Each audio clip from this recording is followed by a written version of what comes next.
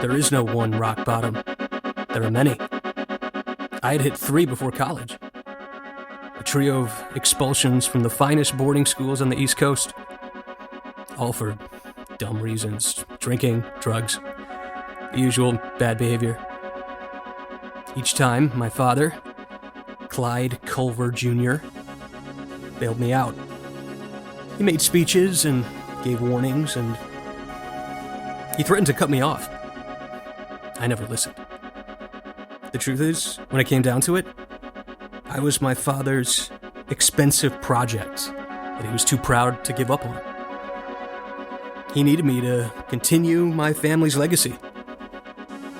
So, after I scraped out the graduation requirements from a last-stop school in Utah, a place you couldn't fail out of even if you tried, my father secured a spot for me at his alma mater, Alderbridge College, my grandpa's alma mater too, the liberal arts jewel of New England. Well, it helps when your family's name is on the buildings. But I was young and brash, and in my world, everyone came from something. What did I know of my own privilege?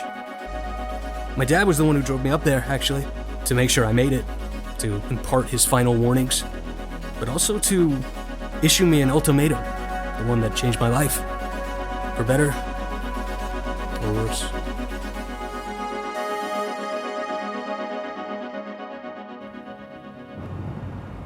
Everything is a joke with you, Greg. You don't appreciate your advantages. Grandpa gave me a leg up too, but at least I used it to climb. You seem perfectly happy doing little more than being a complete waste of talent.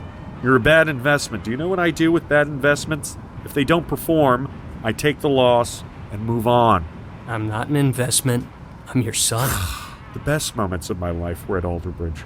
Measuring myself against other men. When my boat won the New England Championships, How many times do I have to hear your tired old crew stories? What was that, like 30 years ago? Move on. Let me live. Can you put the top down? I'd rather choke on mosquitoes than hear about your bygone glory days. Alderbridge is about giving you options, Greggy. Options you are sorely lacking after your disastrous high school career. Is that what this is about? I don't need options. Grandpa left me money too. I'm fine. No, you're not. I'm in charge of your trust until you turn 21. There will be no money for your frivolous, unearned bachelor lifestyle. College is an acceptable expense. I'll put in 4 years of probation at your beloved New England backwater. Do you know how many young men would kill to go to Alderbridge, Greg? You could have at least let me drive myself. This is how it's going to go. We've discussed this. You're going to Alderbridge, and you're joining crew. You'll row until you're so exhausted you don't have the energy to run your quick mouth. I don't think so. This isn't a negotiation. You aren't my equal. I will not see my son ruin his life and my reputation, not after everything I've done for you. My father and I drove the rest of the way to Alderbridge in silence. He didn't talk to me, and I didn't talk to him. For 3 hours. We were in a contest of wills, and I wouldn't lose. I wouldn't give him the satisfaction. I just stared mile after mile at New England foliage. Greens, yellows, and reds. I was furious that my father had me under his control. But he was right. I didn't have much of anything outside of what he gave me. In some ways, I think I'm a lot more like my father than I want to admit. That same force that motivated my father to achieve whatever vampire finance he did on Wall Street before he passed was in me. Except, well, something always held me back.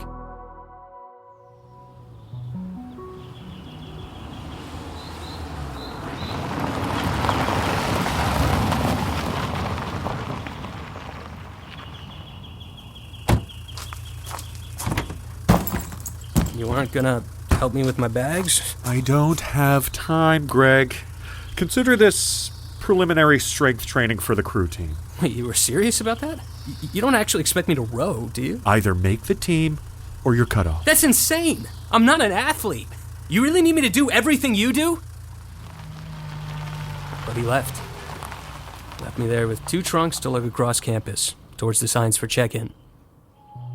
I'd been to Alderbridge before, But it's one thing to visit with your dad, and another to be a hapless freshman experiencing the place as your new home. Not that I had much of a home before. Dad called the shots. Mom led him. I collected my dorm room keys and dragged the trunks across the quad to one of the oldest, dumpiest buildings at the school. Up 3 flights of stairs to my double and my social experiment of a roommate. Parry. Thrust! Whoa! Easy there, Zorro. You almost stabbed my eye out with that thing. Oh my gosh, I'm so sorry. It's a lance for fencing. But look, it's got a rubber stopper on the end. My parents told me I should always keep it on. I guess they were right. Are you my roommate? It would appear so. Greg Culver. Ron Ferry. So good to meet you. Did you get my letter? The college gave me your address, but I never heard back from you. I got it. Then I lost it. Could you give me a hand getting these bags? My eternally busy father abandoned me with them, and I think I pulled a muscle. Surely. Wow, you pulled these all the way across campus? You're strong.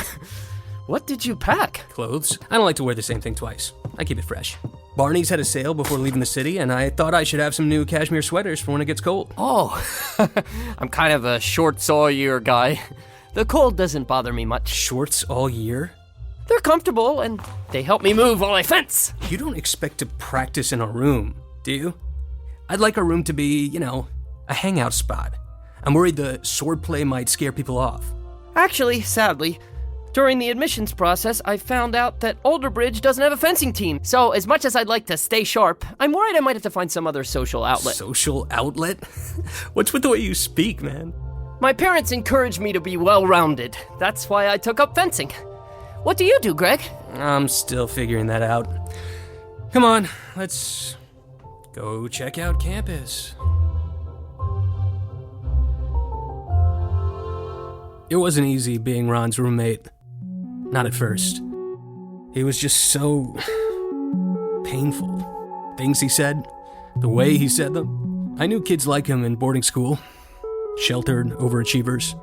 But I stayed away from them. Ron was my roommate, so I didn't have much choice. Instead, I tried to get him in line with my plan, which was still in flux. Back to partying, clean up my act, and make honor roll. I knew this was the time of year to feel things out, to survey the landscape.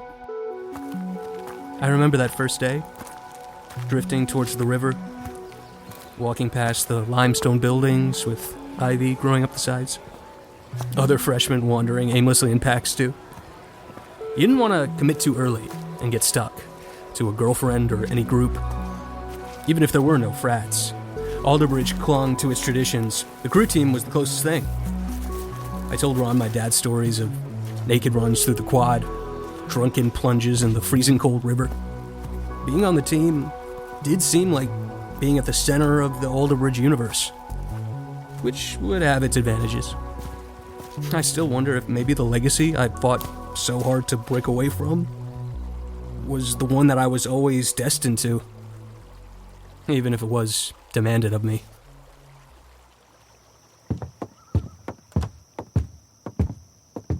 The Culver class of 74 boathouse. Greg, is that any relation to you? Yeah, that's my dad. He gave the team some money when they were looking to do renovations. Renovations? This boathouse is palatial. Super modern. Must have cost a pretty penny. Something like that. I'd love to take a gander inside. Shucks, it's locked. Do you have a key? You don't just get a key for being the son of someone who donates money. Look, there's a sign on the door for an introductory team meeting next week. Think you'll give it a shot? Gosh, I don't know. Crew? I'm sure you know the team's reputation. Enlighten me. Well, I hear there's a lot of drinking. That's a bad thing? I've never drank. I'd like to wait until I'm of legal age. No way that's happening with you as my roommate. Sorry, buddy. First thing we're gonna do when we get back to the dorm is sample some of Russia's cheapest vodka. Really? Come on, this is college, man.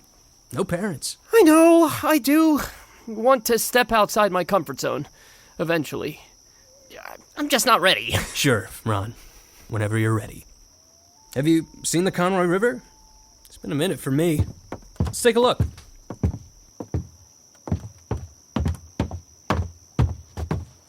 In Philadelphia, our crew teams would row right on the Schuylkill River.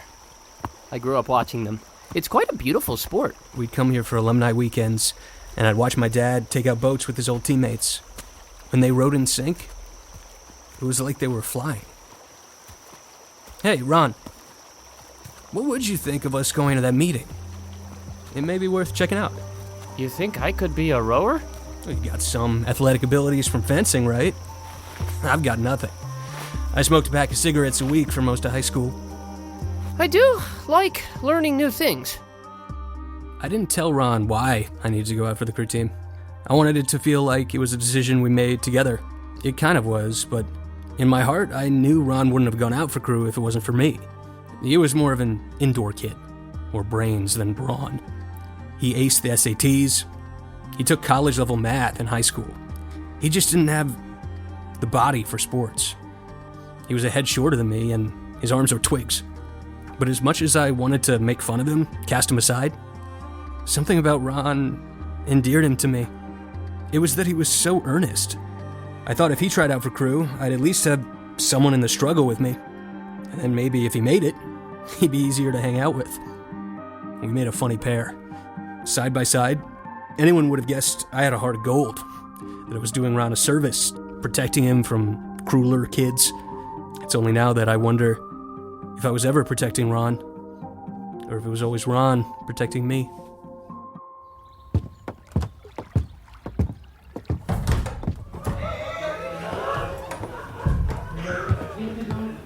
Novices, take a seat.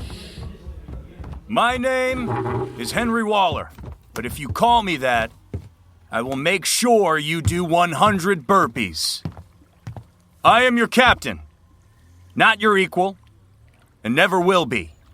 Our coach, Mr. Shantz, will not be here tonight because this team Ron, don't is go up one front. of student Come on, leadership. toward the back. And as the leader... I don't want to be near this blowhard. Did you call me a blowhard? I wasn't talking to you. I have, the opposite of nearsightedness. I have a hard time focusing on people that are too close to me.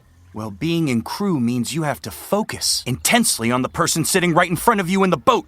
You row when they row. Maybe crew isn't the sport for you. Well, maybe if I'm at the front of the boat, I won't have to focus on anyone else. Look, if you're referring to the stroke, they're actually in the back of the boat, you moron. You follow the coxswain giving directions. What's your name? Greg? And your last name, Greg? Now, this is very important, so I can figure out what to call you. Culver. Like Clyde Culver? The namesake of this boathouse? Coincidence. Is that so? Novices! This is actually an important history lesson. Let me show you a very valuable photograph in this boathouse. This is the class of 74 varsity men's 8-boat that won the New England Championships. This boat was the most successful boat in Alderbridge College's history. That is, pop me.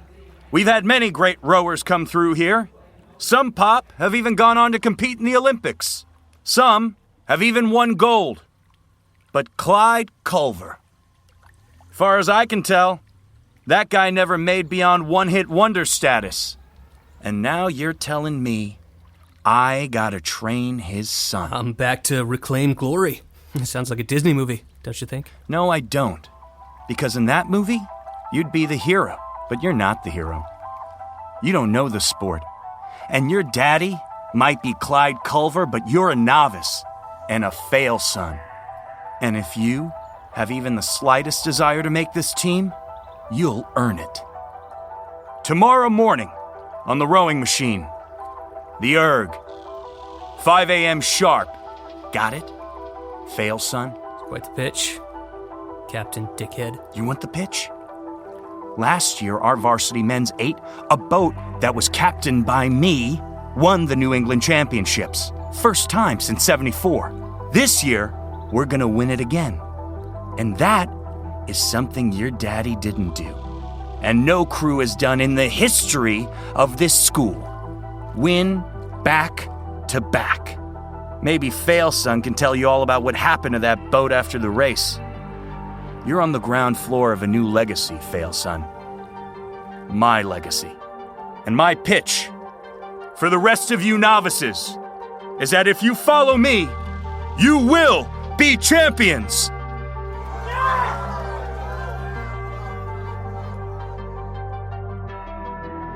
I very nearly didn't make it the next day. Ron had to talk me down. He said he understood what it meant to follow your parents' legacy, but I didn't have much experience talking about personal stuff with other people. At the schools I went to, everything was transactional. What drugs and alcohol can you get? Where do you summer? My dad had told me stories about the erg, a pain machine, he said. But in rowing, I knew it was the measure of power. And even though I wasn't much of an athlete, I did know I had power.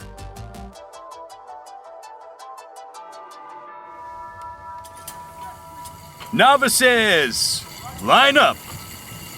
We're gonna do this in heats. We'll start with light weights. If you're under 160 pounds, you go first. That's me. That's me.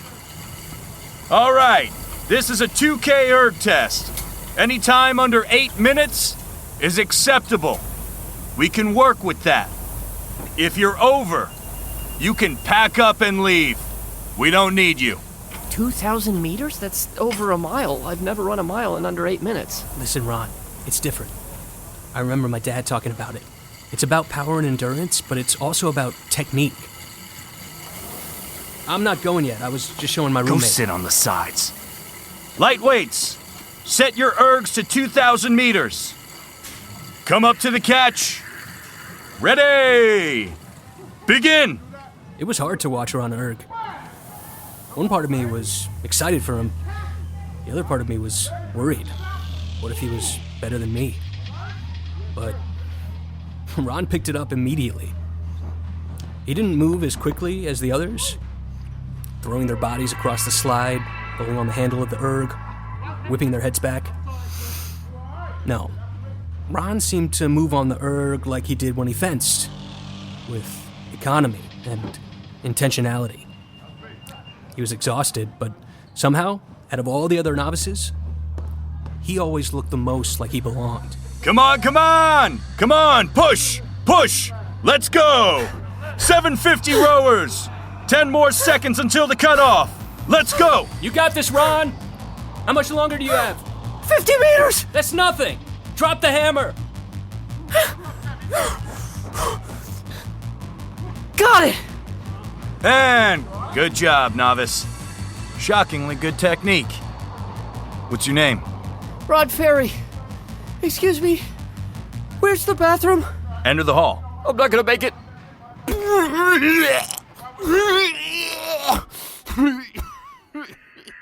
The sick, sweet smell of Ron's mess hung in my nose my whole erg test. Right before Captain blew his whistle, I remember I saw a piece of last night's pizza on the mat, and I almost lost my lunch too. But when the captain blew his whistle and the rest of us heavyweights started, I could only see the numbers on my screen. That screen tells you all kinds of things, your pace, how fast you're going. It doesn't tell you if what you're doing will work on a boat. Bullshit, fail son. What the hell are you doing? Huh? This is a rowing team. Your form looks like shit. Fuck you. Your boyfriend actually did something approximating rowing. What are you doing, huh? Throwing your body around? You'll ruin a boat. That's if it doesn't ruin you first. What's your 2K erg time? 6:15.